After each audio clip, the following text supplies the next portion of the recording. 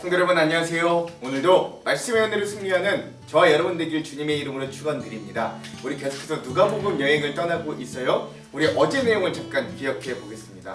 어제는 우리가 이제 이 갈릴리의 2차 사역이, 그러니까 1차 사역이 마무리되고 갈릴리의 2차 전도 사역이 시작되는 그런 우리 8장의 전반부를 함께 살펴보았습니다.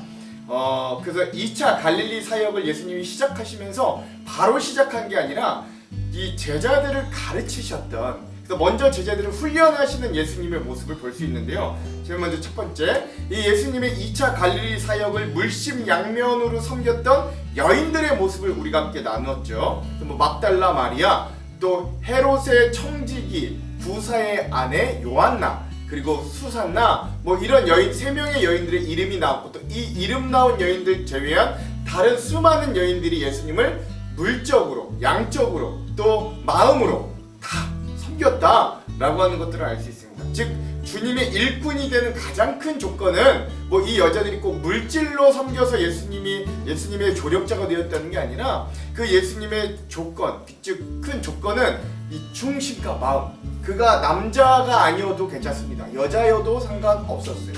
또 여자가 아니고 남자여도 상관없습니다. 그가 나이가 많든 나이가 적든 상관없었어요. 그 예수님은 그 중심을 보신다. 예수님은 그 중심을 보신다는 걸 우리가 좀 기억할 수 있어야 된다. 그가 어부라도 상관없습니다. 그가 세리여도 상관없어요. 그가 병들었어도, 귀신 들었어도 상관없습니다. 주님은 그를 고쳐서라도 제자로 사용하시요. 그러니까 주님의 일꾼이 되는 가장 큰 조건은 우리의 중심과 마음이다.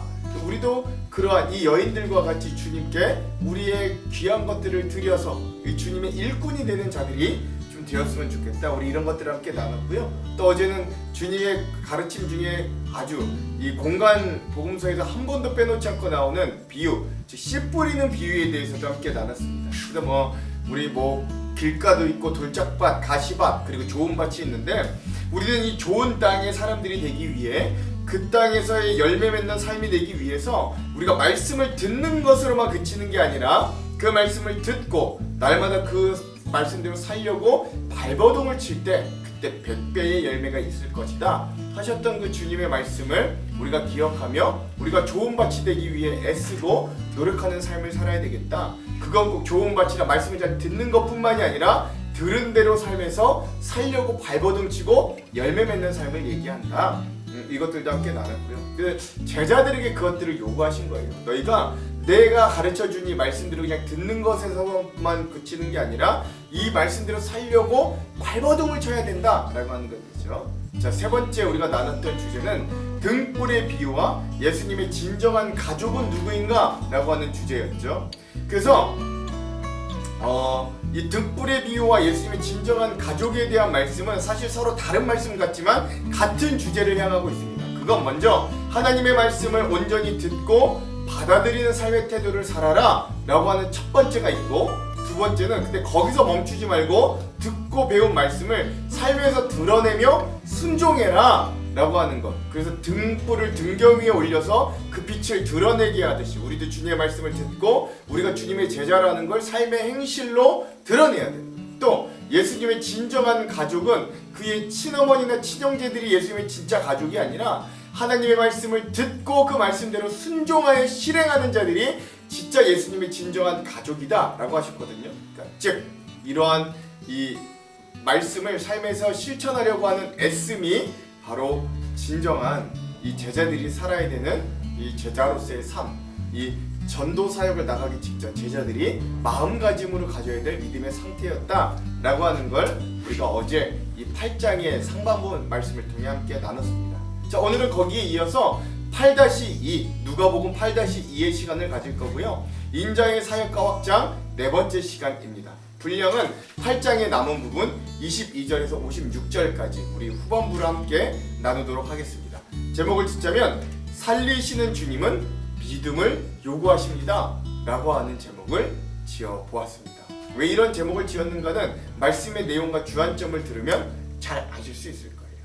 자, 그러면 오늘 이 부분에 대한 주안점, 맥을 두 개 나누고 이 맥에 따라 우리 내용과 주안점을 한번 가보도록 할게요. 자, 먼저 첫 번째, 오늘 말씀에 예수님이 일으키신 이 네 가지 기적, 이제 사역이 본격적으로 시작됐는데 2차 사역이 네 가지 기적을 통해 예수님의 사역의 중심은 무엇을 향해 나아가는가 한번 잘 살펴보시기 바랍니다. 자, 두 번째, 그래서 오늘 예수님께서 살리시는 기적을 통해 제자들과 또 이 기적을 당하는 기적의 당사자들에게 또한 뭘 요구하시는가도 공통적으로 요구하시는 게 있는데 그게 뭔가도 한번 살펴보면서 오늘 말씀을 함께 우리가 같이 이 내용과 의미들을 살펴보았으면 좋겠습니다. 자, 그러면 오늘 내용으로 들어가 볼게요. 오늘 누가복음 8장의 후반부는 2차 갈릴리 사역 중에서도 본격적으로 사역이 시작되고 네 가지 예수님의 권능의 기적의 모습이 등장합니다. 제일 먼저 권능의 기적 첫 번째가 광풍을 잠잠케 하심이에요. 내용은 이렇습니다. 어느 날 예수께서 제자들과 함께 배에 오르셔서 그들에게 말씀하셨다. 호수 저쪽으로 건너가자. 그들이 출발하여 배를 저어 가고 있을 때에 예수께서는 잠이 드셨다. 그런데 사나운 바람이 호수로 내리불어서 배에 물이 차고 그들은 위태롭게 되었다. 그래서 제자들이 다가가서 예수를 깨우고서 말하였다. 선생님, 우리가 죽게 되었습니다. 예수께서 깨어나서 바람과 성난 물결을 끄짖으시니 바람과 물결이 곧 그치고 잔잔해졌다. 예수께서 그들에게 말씀하셨다. 너희의 믿음이 도대체 어디에 있느냐? 그들은 두려워하였고 놀라며 서로 이렇게 말했다. 이분이 도대체 누구이시에 바람과 물을 호령하시니 바람과 물조차도 그에게 복종하는가? 라고 이야기했다는 거죠. 오늘 우리가 이 광풍을 잠잠케 하시는 이 모습, 또 이 제자들에게 믿음이 어딨냐라고 물어보시는 이 예수님의 사건을 이따가 주안점에서 더 깊은 의미로 한번 나눠보도록 하겠습니다. 자, 두 번째 권능의 기적, 사역은 무엇이냐? 거라사의 귀신 들린 자를 고치시는 사건입니다. 이건 이제 유명한 사건이죠. 내용은 이래요. 그들은 갈릴리 맞은편에 있는 거라사 지방에 닿았다. 예수께서 무태 내리시니 그 마을 출신으로서 귀신 들린 사람 하나가 예수를 만났다. 그는 오랫동안 옷을 입지 않은 채 집에서 살지 않고 무덤에서 지내고 있었다. 그가 예수를 보고 소리를 지르고서 그 앞에 엎드려서 큰 소리로 말하였다. 더없이 높으신 하나님의 아들 예수님, 당신이 나와 무슨 상관이 있습니까? 제발 나를 괴롭히지 마십시오. 예수께서 이미 악한 귀신더러 그 사람에게 나가라고 명하셨던 것이다.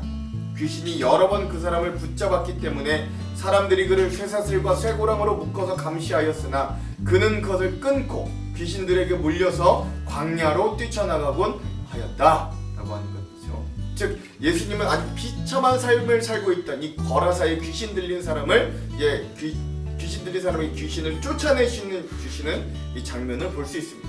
자, 근데 얘기가 여기서 끝나지 않고요, 굉장히 재밌는 장면으로 들어갑니다. 즉 군대 귀신이 돼지떼에 들어가 몰살당하는 장면이죠. 예수께서 그에게 물으셨다. 내 이름이 무엇이냐? 그가 대답하였다. 군대입니다. 성경에선 레기온입니다 라고 하는 거예요. 그리고 이 레기온은 6,000명 정도의 군대 단위를 이야기한다고 합니다. 즉 많은 귀신이 그 사람 속에 들어가 있었기 때문이다. 귀신들은 자기들을 무적행, 즉 지옥에 보내지 말아달라고 예수께 간청하였다. 마침 그곳 산키스게도와 기르는 큰 돼지떼가 있었다. 마태복음에는 2,000마리 정도, 마가복음과 마태복음에는 2,000마리 정도 있었던 거예요. 귀신들은 자기들을 그 돼지들 속으로 들어가게 허락해달라고 예수께 간청하였다. 예수께서 허락하시니 6,000명 정도의 군대 귀신들이 그 사람에게 나와서 돼지떼, 즉 2,000마리 정도의 돼지떼 속으로 들어갔다. 그래서 그 돼지떼는 비탈을 내리다가 호수에 빠져 죽었다. 돼지를 치던 사람들이 이 일을 보고 도망가서 읍내와 촌에 알렸다 라고 하죠. 그 이후에 그 기적을 전해들은 거라사 사람들의 부정적인 반응과 이 치료와 자유함을 얻은 청년의 사명에 대해서 예수님 말씀해 주십니다. 그래서 사람들이 일어난 그 일을 보려 나왔다. 그들은 예수께로 와서 귀신들이 나가버린 그 사람이 옷을 입고 제정신이 들어서 예수님의 발 앞에 앉아있는 것을 보고 두려워하였다. 처음부터 지켜본 사람들이 귀신 들렸던 사람이 어떻게 해서 낫게 되었는가를 그들에게 알려주었다. 그러자 거라사 주위의 고을 주민들은 모두 예수께 자기들에게서 떠나가 달라고 간청하였다. 그들이 큰 두려움에 사로잡혔기 때문이다. 그래서 예수께서는 배에 올라 되돌아가시는데 귀신이 나간 그 사람이 예수와 함께 있게 해달라고 애원하였으나 예수께서는 그를 마을로 돌려보내시며 이렇게 말씀하셨다. 너의 집으로 돌아가서 하나님께서 너에게 하신 일을 다 이야기하여라. 그 사람이 떠나가서 예수께서 자기에게 하신 일을 낱낱이 온 읍내에 알렸다 라고 하면서 예수님의 두 번째 권능의 기적인 거라사 귀신 들린 자를 치료하시는 사건이 이렇게 마무리됩니다. 이것도 이따가 주안점을 통해 이 의미들을 나눠볼게요. 자, 이제 세 번째와 네 번째 기적으로 우리가 갈 건데요. 먼저 회당장 야이로가 예수님께 나와 간청하는 모습으로 이 기적들이 시작됩니다.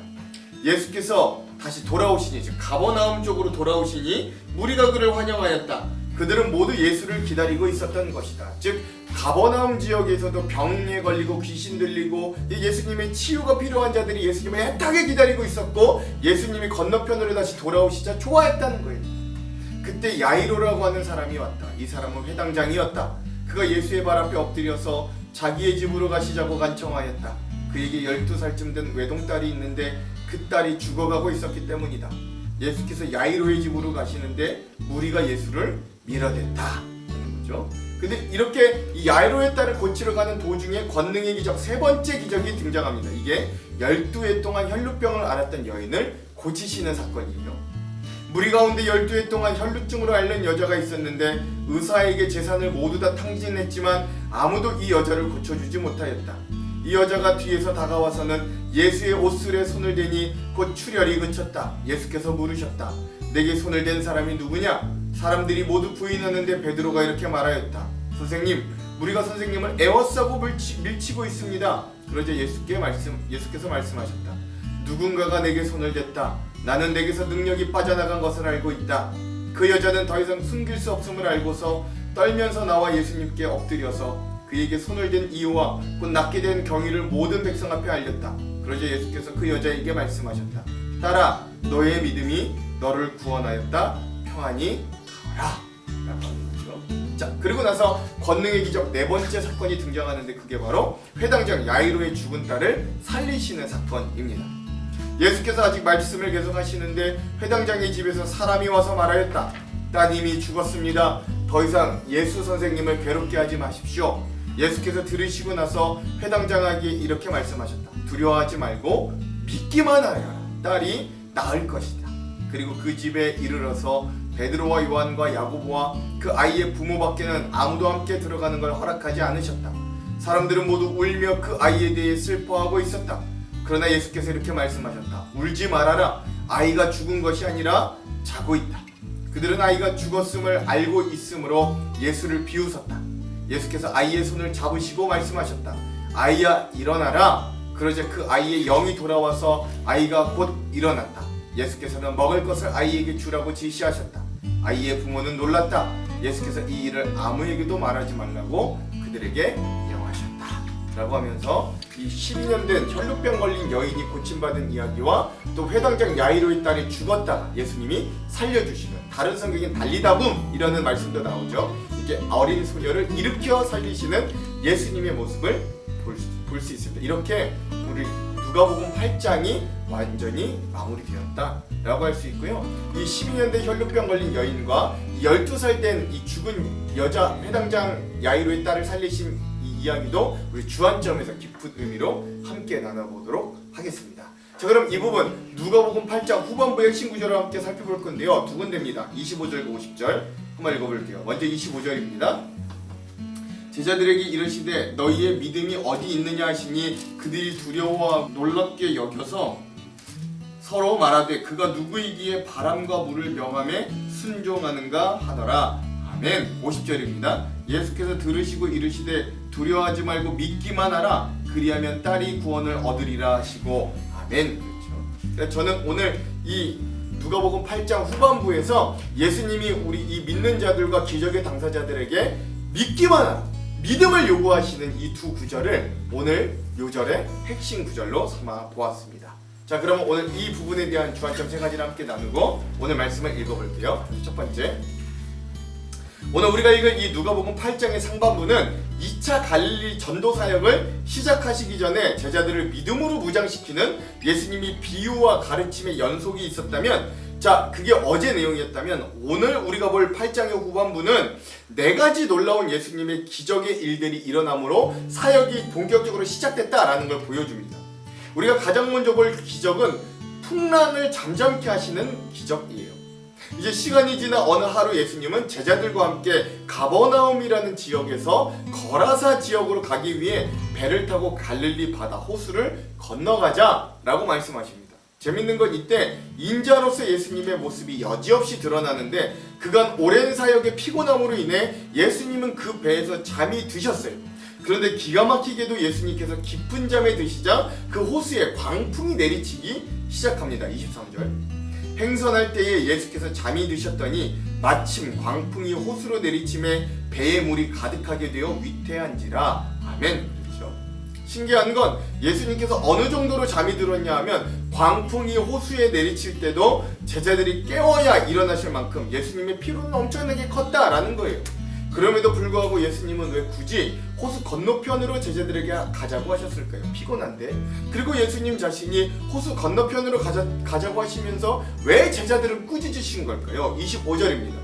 제자들에게 이르시되 너희의 믿음이 어디 있느냐 하시니 그들이 두려워하고 놀랍게 여겨 서로 말하되 그가 누구이기에 바람과 물을 명하며 순종하는가 하더라. 아멘. 즉, 이 예수님이 이 제자들을 꾸짖으셨던 이유, 그리고 그 풍랑이 될 바다가 있다는 걸 알면서도 건너편으로 가자고 하셨던 이유는 바로 예수님께서 제자들의 믿음을 성장시키기 위해서였어요. 예수님은 분명히 본인의 입으로 제자들에게 우리가 저 호수 건너편으로 건너가자라고 말씀하셨습니다. 즉, 이 모든 일의 발단이 예수님으로부터 시작되었다는 이야기예요. 22절. 하루는 제자들과 함께 배에 오르사 그들에게 이르시되 호수 저편으로 건너가자 하시매 이에 떠나. 아멘. 그렇죠. 즉, 이 모든 일이 예수님의 명령으로부터 시작된 일이라는 거예요. 우리는 때론 인생을 이런 항해에 비유합니다. 근데 그 항해 가운데 예수님을 믿는다고 해서 우리의 인생의 여정의 바다가 늘 잔잔하지만은 않는다는데 우리의 고민과 어려움이 있어요. 예수님을 믿던 믿지 않건 삶의 항해에서 위기의 순간은 우리에게 언제나 다가옵니다. 아니, 그리스도인들은 오늘 제자들의 상황처럼 어쩌면 예수님을 믿기 때문에 예수님이 가자는 대로 갔다가 오늘 본문과 같은 광풍으로 말미암아 곧 침몰할 것 같은 위기의 순간을 맞이할 수도 있어요. 그러나 그때 예수님은 다시 한번 우리들에게 주님의 말씀을 믿으라, 내가 가자고 했으면 갈 수 있는 거야, 그 믿음을 좀 가져봐 라고 이야기하십니다. 예수께서 건너가자고 하셨다는 건 예수님과 함께 반드시 건너갈 것이라는 믿음이 동반되어야 한다라는 거예요. 24절입니다. 제자들이 나와 깨워 이르되 주여 주여 우리가 죽겠나이다 한데 예수께서 잠을 깨사 바람과 물결을 꾸짖으시니 이에 그쳐 잔잔하여 지더라. 아멘. 그렇죠. 즉, 예수님은 오늘 우리 믿는 자들과 제자된 우리가 주님의 길을 따라갈 때 눈에 보이는 현상에 집착하지 말고 그들과 함께한 예수님의 말씀, 그 약속을 믿으라고 강력하게 말씀해 주시는 거예요. 예수님이 이 질책이 단순히 이 당시 광풍 속에서 호들갑을 떨었던 제자들에게만 국한되지 않습니다. 오늘 우리에게도 여전히 이 말씀과 믿음은 우리의 삶과 폭풍 가운데 요구되고 있는 거예요. 그러나 우리가 기억해야 할 건 주님의 주권이 미치지 못하는 곳은 없다라는 거예요. 폭풍과 바람과 강력한 물결도 잔잔케 하시는 주님이라면 그 주님의 능력은 오늘 우리를 살리고 회복해 주실 그 어떤 상황, 어떤 곳에서도 적용된다라는 걸 믿을 수 있어야 된다라는 거죠. 나는 믿네 라는 찬양의 가사는 이렇습니다. 내게 허락하신 시련을 통해 나의 믿음 더욱 강하게 자라나고 험한 산과 골짜기 지나는 동안 주께 더 가까이 나를 익히시네. 내가 겪는 시험이 어렵고 힘겨워도 내 주님보다 크지 않네. 내 앞에 바다가 갈라지지 않으면 주가 나로 바다 위 걷게 하리. 나는 믿네 주의 능력으로 내 삶 새롭게 되리. 나는 믿네 주의 능력으로 담대히 나아가리라. 주와 함께 싸워 승리하리라. 날마다 믿음으로 나 살아가리. 아멘. 그렇습니다. 그러므로 오늘 여전히 예수님은 우리와 함께 하심을 믿고 우리가 언제 어느 곳에 있든지 어떤 상황과 환경이든지 주님이 가자는 곳으로 가고 주님의 뜻에 온전히 순종하여 우리의 믿음의 노를 멈추지 않는 귀한 제자들과 성도들이 되기를 먼저 간절히 소망합니다. 자, 두 번째, 오늘 우리가 살펴볼 두 번째 주제의 이야기는 바로 거라사의 귀신 들린 자를 고쳐주시는 예수님의 영원 사랑의 모습이에요. 27절입니다. 예수께서 육지에 내리심에 그 도시 사람으로서 귀신 들린 자 하나가 예수를 만나니 그 사람은 오래 옷을 입지 아니하며 집에 거하지도 아니하고 무덤 사이에 거하는 자라. 아멘. 그렇죠. 이 말씀은 이 거라사의 귀신 들린 청년의 실존을 함축적으로 반영하는 대목이기도 합니다. 이 광인은 사망의 세력에 매여 귀신의 노예로 살아가는 비참한 인간 자체를 대표해요. 그는 스스로 자신을 통제할 수 없고 어떤 인간적인 힘으로도 통제할 수 없었습니다. 그렇게 그의 모든 삶이 망가졌어요. 또한 거라사 도시의 사람들은 이 귀신 들린 사람에 대한 인내심이 길지 못했습니다. 이렇게 한 사회의 번영과 발전 이면에는 고통받고 상처 입은 존재가 분명히 있다라는 걸 알려주는 거예요. 그러나 예수님만은 그 영혼을 포기하지 못하셨어요. 앞서 말씀드렸듯 예수님은 고된 사역을 하시고 잠시도 쉬지 못하시고 폭풍이 치는 뱃속에 거의 기절하듯 잠드셨습니다. 그럼에도 불구하고 거센 폭풍이 치는 호수를 건너 거라사라는 지역에 오신 이유는 바로 이 불쌍한 영혼을 살려야 한다는 예수님의 간절함이 있었기 때문이에요. 그렇게 예수님은 거라사라는 도시에 이 귀신 들린 청년을 향해 무덤가로 가십니다. 그리고 귀엽고 그 청년을 만나주시는 거예요. 즉 먼저 예수님은 영적인 흑암에서 이 귀신 들린 것 같은 우리를 자유케 해주셨어요. 예수님께서는 귀신에 시달린 한 광인을 만나 치유해 주셨습니다. 예수님께서는 그런 그를 영적인 흑암에서 또한 사망의 세력에서 구원하여 주시고 자유롭게 해주시는 분임을 그것에 온통 관심하여 귀엽고 그런 자들을 찾아가 새로운 인생을 허락해 주시는 분임을 오늘 우리가 좀 발견할 수 있어야 돼요. 이 말씀을 통해.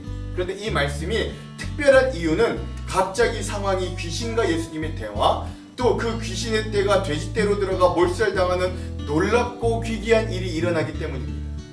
이건 뭘 의미할까요? 그건 바로 돈의 사슬에서 우리를 자유롭게 해주시는 주님의 모습이라고 할 수 있어요. 뭐 여러 가지 의미가 있지만 저는 거기에 좀 집중해 보려고 합니다. 이 거라사라는 땅은 갈릴리 맞은편에 있는 꽤 발전된 도시였습니다. 동방무역이 성행했던 곳이라 부유했고 로마가 세계 정복의 거점 도시로 삼았던 중 하나여서 사회 기반 시설이 잘 갖추고 있었어요.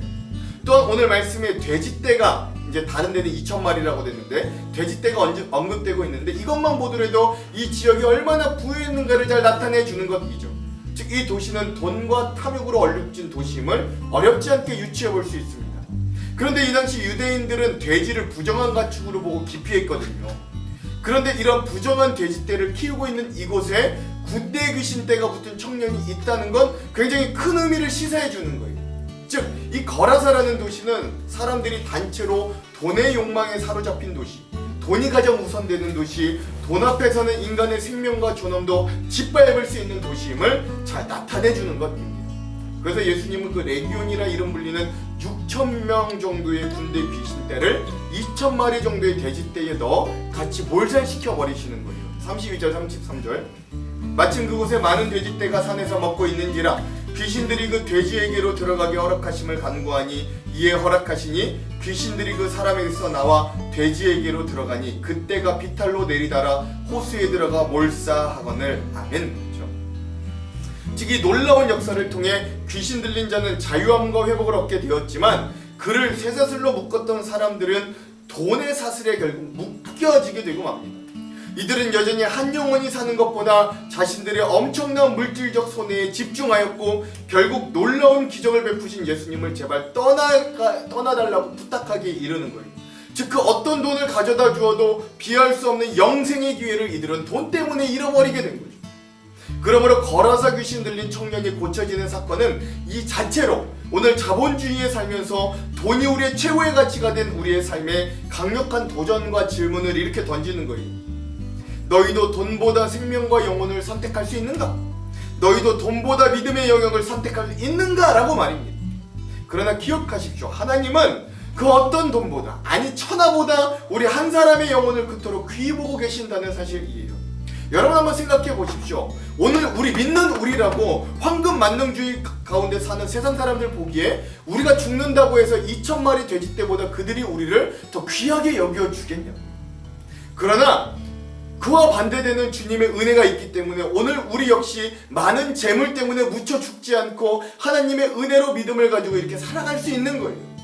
그러므로 엄청난 가치의 돼지떼가 죽은 것만 우리가 자꾸 투집닫지 말고 그거 아깝다라고 하지 말고 이런 비참한 인생이 온전하여 줘서 예수님의 발치에 앉아 그 말씀을 듣고 다시금 평생을 살아야 할 이유를 찾은 것에 오늘 우리가 주목해 볼 수 있기를 소망합니다. 38, 39절 귀신 나간 사람이 함께 있기를 구하였으나 예수께서 그를 보내심에 이르시되 집으로 돌아가라 하나님이 내게 어떻게 큰 일을 행하셨는지를 말하라 하시니 그가 가서 예수께서 자기에게 어떻게 큰 일을 행하셨는지를 온 성내에 전파하니라. 아멘.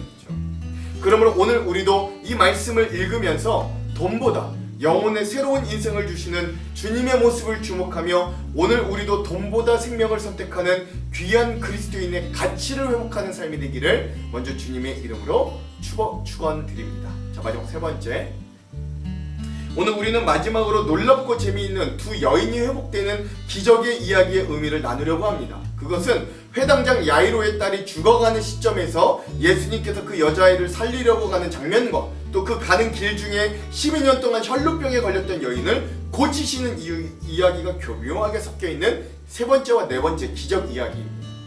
일반적으로 너무나 잘 알려있는 이야기라서 여러가지 믿음의 모티브들을 발견할 수 있습니다만 저는 여기에 한계를 뛰어넘는 믿음의 모습을 여러분들과 나누고 싶어요.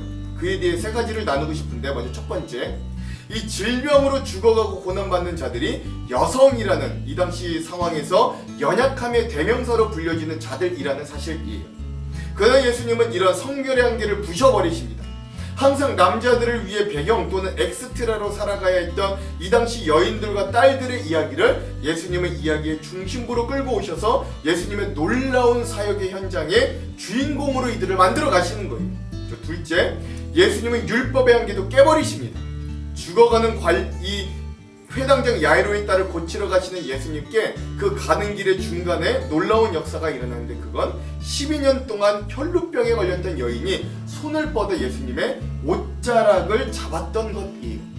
이건 율법의 관점으로 보자면 굉장히 부정한 일입니다. 일단 몸에서 피가 나는 여인은 율법에서 부정한 여인으로 규정당해요. 그런데 그 부정한 여인이 정한 남성을 만진다는 건 그 남성도 부정함을 옮게 하는 아주 부정한 일입니다. 그러나 예수님은 그러한 여인의 행동을 율법을 어겨 나까지 부정한 일로 만들었다라고 여기지 않으시고 오히려 칭찬할 만한 용기로 여겨주십니다. 그래서 손을 뻗어 예수님의 옷자락을 만진 그 여인은 길고 긴 질병이 드디어 멈추고 깨끗한 몸으로 남을 입게 되는 거예요.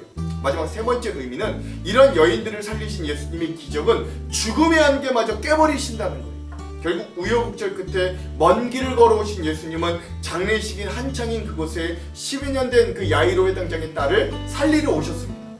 그러나 거기에서 나타난 주변의 사람들은 죽은 아이를 어떻게 살리냐고 예수님을 비웃어요. 그러나 예수님은 시체를 만지면 부정해지는 율법의 한계를 깨트림과 동시에 이미 죽은 아이의 손을 잡고 일으켜 생명을 다시 허락해 주십니다. 이렇게 예수님은 죽음의 한계마저도 깨트리시고 생명을 풍성히 허락해 주셨습니다. 이 말씀을 대하며 때로는 우리도 우리의 신앙이 마치 죽은 소녀와 같다고 느낄 때가 있어요. 12년간 질병과 낙담에 빠졌던 그 여인과 같이 하나도 힘이 없는 모습인 것 같을 때가 있어요. 절망밖에 없다. 이젠 희망을 찾을 수가 없다. 한때는 하나님을 향한 열정이 있었고 뜨거움이 있었고 세상을 바꿀 수 있을 것 같은 믿음도 있었는데 이제 아는 것은 많아졌지만 더 이상 열정도 믿음도 사라진 것 같을 때가 있습니다. 사단과 악한 영들은 우리들 주변에서 곡소리를 하고 슬픈 피리 소리를 불면서 우리들의 믿음이 죽어가는 걸 기뻐합니다. 그리고 우리가 자고 있다고 선포하시는 예수님을 비웃기 시작해요. 그러나 아무런 소망이 없는 그때 우리의 손을 잡아 일으켜주시는 분이 바로 예수님이신 거예요. 소녀야 일어나라 라고 말씀하실 때 우리에게 새 힘과 새 희망이 솟아납니다. 우리를 일으키시는 예수님의 손을 옷자락을 잡는 그 여인의 심정으로 우리도 잡고 다시 일어날 수 있어야 돼요. 그리고 새로운 믿음으로 우리의 한계 너머에 계시는 그분을 향해 믿음을 발걸음을 내디딜 수 있어야 됩니다. 오늘 말씀을 통해 이러한 도전과 은혜가 있기를 주님의 이름으로 축원드립니다. 기도할게요. 하나님, 오늘 예수님께서 연약한 자들, 죽은 자들, 병 걸린 자들, 귀신 들린 자들을 위해 풍랑을 헤치며 다가오셨던 모습을 봅니다. 그리고 그들에게 믿음을 요구하셨던 주님의 모습도 오늘 우리는 발견하게 됩니다. 그러니 주님, 오늘 우리가 겨자씨만한 믿음이라도 주님 앞에 이 믿음을 드러내게 하시고 이 믿음을 통해 우리를 살리시고 회복하시는 주님을 만나게 하여 주시옵소서. 오늘 말씀을 통해 그런 회복과 능력을 주실 것을 기대하며 예수님 이름으로 기도합니다. 아멘. 그럼 사랑하는 성도 여러분, 오늘 하루도 말씀으로 승리하십시오. 사랑하고 축복합니다. 화이팅! 하루는 제자들과 함께 배에 오르사 그들에게 이르시되 호수 저편으로 건너가자. 이에 떠나 행선할 때에 예수께서 잠이 드셨더니 마침 광풍이 호수로 내리침에 배에 물이 가득하게 되어 위태한지라. 제자들이 나와 깨워 이르되 주여, 주여, 우리가 죽겠나이다. 한데 예수께서 잠을 깨사 바람과 물결을 꾸짖으시니 이에 그쳐 잔잔하여지더라. 너희 믿음이 어디 있느냐? 그들이 두려워하고 놀랍게 여겨 서로 말하되 그가 누구이기에 바람과 물을 명함에 순종하는가? 그들이 갈릴리 맞은편 거라사인의 땅에 이르러 예수께서 육지에 내리시며 그 도시 사람으로서 귀신 들린 자 하나가 예수를 만나니 그 사람은 오래 옷을 입지 아니하며 집에 거하지도 아니하고 무덤 사이에 거하는 자라. 예수를 보고 부르짖으며 그 앞에 엎드려 큰 소리로 불러 지극히 높으신 하나님의 아들 당신이 나와 무슨 상관이 있나이까? 당신께 구하노니 나를 괴롭게 하지 마옵소서. 이는 예수께서 이미 더러운 귀신을 명하사 그 사람에게서 나오라 하셨습니다. 귀신이 가끔 그 사람을 붙잡음으로 그를 쇠사슬과 고랑에 매어 지켰으되 그 맨 것을 끊고 귀신에게 몰려 광야로 나갔더라. 내 이름이 무엇이냐? 군대라. 이는 많은 귀신이 들렸습니다. 무적행으로 들어가라 하지 마시기를 강구하더니 마침 그곳에 많은 돼지떼가 산에서 먹고 있는지라. 귀신들이 그 돼지에게로 들어가게 허락하심을 강구하니 이에 허락하신. 귀신들이 그 사람에게서 나와 돼지에게로 들어가니 그 떼가 비탈로 내리달아 호수에 들어가 몰사하거나 치던 자들이 그 이루어진 일을 보고 도망하여 성내와 마을에 알리니 사람들이 그 이루어진 일을 보러 나와서 예수께 이르러 귀신 나간 사람이 옷을 입고 정신이 온전하여 예수의 발치에 앉아있는 것을 보고 두려워하거늘 귀신 들렸던 자가 어떻게 구원받았는지를 본 자들이 그들에게 이르매 거라사인의 땅 근방 모든 백성이 크게 두려워하여 예수께 떠나가시기를 구하더라. 예수께서 배에 올라 돌아가실세 귀신 나간 사람이 함께 있기를 구하였으나 예수께서 그를 보내시며 이르시되 집으로 돌아가 하나님이 내게 어떻게 큰 일을 행하셨는지를 말하라 하시니 그가 가서 예수께서 자기에게 어떻게 큰 일을 행하셨는지를 온 성내에 전파하니라. 예수께서 돌아오심에 무리가 환영하니 이는 다 기다렸음이라. 이에 회당장인 야이루라 하는 사람이 와서 예수의 발 아래에 엎드려 자기 집에 오시기를 간구하니 이는 자기에게 12살 된 외딸이 있어 죽어가미러라. 예수께서 가실 때에 무리가 밀려들더라. 이에 12해를 혈루증으로 앓는 중에 아무에게도 고침을 받지 못하던 여자가 예수의 뒤로 와서 그의 옷가에 손을 대니 혈루증이 즉시 그쳤더라. 내게 손을 댄 자가 누구냐? 다 아니라 할 때에 베드로가 이르되 주여, 무리가 밀려들어 미나이다. 내게 손을 댄 자가 있도다. 이는 내게서 능력이 나간 줄 알미로다. 여자가 스스로 숨기지 못할 줄 알고 떨며 나아와 엎드리어 그 손댄 이유와 곧 나은 것을 모든 사람 앞에서 말하니 딸아, 네 믿음이 너를 구원하였으니 평안히 가라. 아직 말씀하실 때에 회당장의 집에서 사람이 와서 말하되 당신의 딸이 죽었나이다. 선생님을 더 괴롭게 하지 마소서. 예수께서 들으시고 이르시되 두려워하지 말고 믿기만 하라. 그리하면 딸이 구원을 얻으리라. 그 집에 이르러 베드로와 요한과 야고보와 아이의 부모 외에는 함께 들어가기를 허락하지 아니하시니라. 모든 사람이 아이를 위하여 울며 통곡하매 예수께서 이르시되 울지 말라. 죽은 것이 아니라 잔다. 그들이 그 죽은 것을 아는 고로 비웃더라. 예수께서 아이의 손을 잡고 불러 아이야, 일어나라. 그 영이 돌아와 아이가 곧 일어나거늘 예수께서 먹을 것을 주라 명하시니 그 부모가 놀라는지라. 예수께서 경고하사 이 일을 아무에게도 말하지 말라.